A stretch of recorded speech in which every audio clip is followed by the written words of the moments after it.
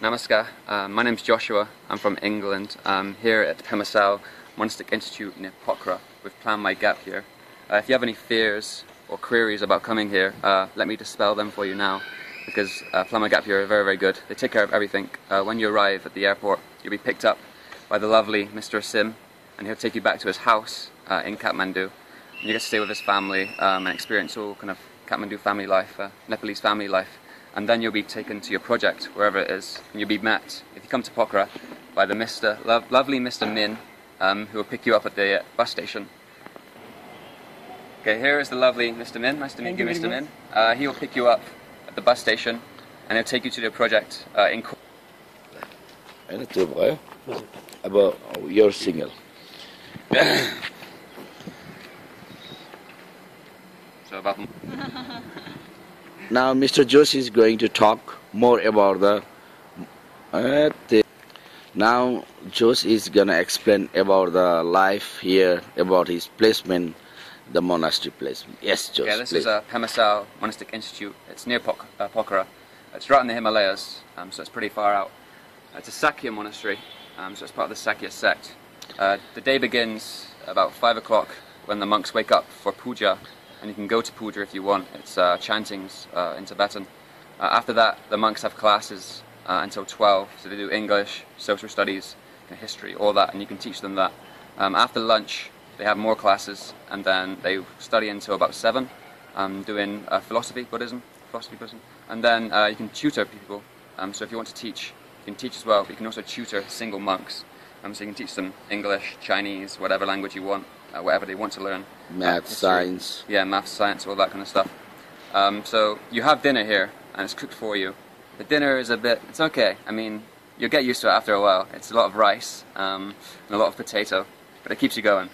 And you'll stay in the monastery, so you stay with the monks. You live in the same apartment as them, and you stay with all the volunteers, so you become friends pretty quickly, and you find out what to do. So there's lots of stuff to do. You can go to Lakeside, which is about 30 minutes away, or you can go into the river and swim with the monks just around the monastery, or you can even take a hike into the Himalayas, or near the Himalayas, I say, and to see them all. So yeah, it's a very, very interesting project if you're interested in Buddhism. All the monks are lovely, and you'll learn a lot about yourself and about Buddhism and about everything when you come here. So, thank you. Okay. Hi, namaste. Namaste. And welcome to Nepal. I'm Mr. Asim. I'm the coordinator for the Plan My Gap here. And my responsibility is, when I get the flight details, to come to the airport, welcome you, and pick you up from the airport and take you to my family. So Josh also stayed in my family for 3 days, and he learned, how to eat Nepali food, introduction about the Nepali food, and a little bit culture and language, and the sightseeing also. Did you like the sightseeing? Yeah, it's very good. You'll be taken to all the major places, so Pashupati, Boda, all the kind of major ones. So it's very good. And also, we give him some language training, Nepali language training, to say namaste, dhanyavad, welcome, good night, good morning, all these things, very slightly. And it depends, on how long you are in the project. That many days, you're going to stay in my, family, so that we're going to make you more comfortable or confident. And then, we send you to the placement. And in each placement, we have got a coordinator, local coordinator. They're gonna receive you, because you need to travel, 4 to 5 hours or 6 hours by the tourist bus. We always, for your safety reason, we always send you by tourist bus. And you arrive here, and my coordinator will pick you up, and they will take you to the project, like monastery project, or orphanage home project, or teaching English project, or children resource center project. All. It depends on your project. The coordinator will come and pick you up. Okay. We'll just go straight from the start. Yeah. Okay. Hello. The day begins here about 6 o'clock when the monks wake up for puja, and that's about an hour, so you can join that if you want to start your day early. But normally classes start at about 9 or 10, and you'll be taking one of those classes if there's any left, because there's a lot of volunteers here. So you'll be teaching them either, English is the main one. I can teach them social studies, religious studies, history, a lot of stuff. It's up to you what they want to teach, what you want to teach, and it's up to them what they want to learn. You can also take a single monk or a couple of monks for tutoring out of hours, so out of their class, so you can get to know them a bit more better. You can teach them more stuff so they want to learn, so Chinese, any language you want. any sort of certain subject you can teach. So classes last until about 5 o'clock. The monks are always in class doing Buddhism or just general studies. After class, the monks will have self-study till about 7 or 8, and they'll come out usually, because we have a cafe here where we sell kind of drinks and sweets and stuff like that. So you can they come out and you can speak to them then. But the day usually ends at around 9 o'clock. So you go to bed pretty early and you wake up pretty early. So how is the accommodation here in the monastery? That's good. You stay in a block over there with the monks, and you're with the volunteers as well. It's one room, so 2 beds in a room. You'll be the same sex, of course. And you have a shower. It might not always run, and the electricity might not always be on, but it's comfortable for... This is true. In Nepal, please expect there is no electricity for 12 hours. So you need to be, very prepared for this. Yeah.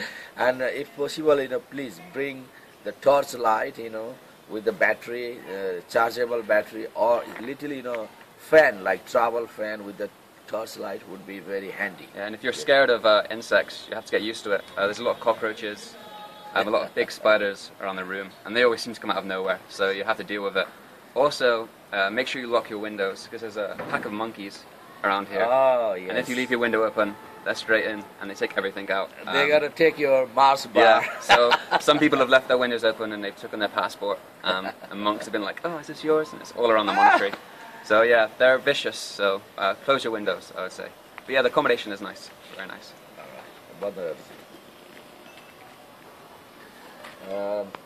Fairly nice. So what do you do in the weekend time? How do you spend your time in the weekend? The weekends, days off for the monks, so they still have puja in the morning, but they have the whole day off, so you can play football with them. So we usually have a football tournament, they're pretty good, or a basketball tournament, they're very good at that. Or you can just sit around with the monks and chat about everything. Or if you want to, you can hike into the Himalayas, see the mountains, or go to lakeside, into Pokhara. From here, what you can do in the weekend is, like you can do the paragliding, or there is a jeep ride, you can do, or you can do the hiking like 3-4 hours to the Sarankot. Or if you want to go longer hiking or weekend hiking, then you can go to the Dhampus. And one day you can walk 4 hours and then stop overnight there in the hotel, and next day come down Dhampus to Naudara, or you can start from Naudara, Khade and Dhampus. In that way you can do one night, 2 days trekking also. Or if you have got spare time, long time, and if there is sometimes long time holiday like 3-4 days holiday, then you can make the plan to go to the Poon Hill, which is 4 days hiking. Yes. Yeah, I would say go to Poon Hill in the winter. If you go now, you get there and it'll just be cloudy, so it'll be a bit of a waste. But usually you can see the Himalayas in the morning, so every time you wake up, it's a good sight to behold. Today the weather is not very good, it's cloudy, otherwise I could show you the Himalaya from here, from this monastery. All the view of the Machapusre, the Fistel and the Annapurna you can see, very good view. Yeah, it's very beautiful when you wake up in the morning and just look at it. So it's a great location. You're straight near Pokhara, so you're just a couple of 30 minutes away, and then you're right near to the Himalayas, so you can't beat it really. It's a great monastery, and it's a great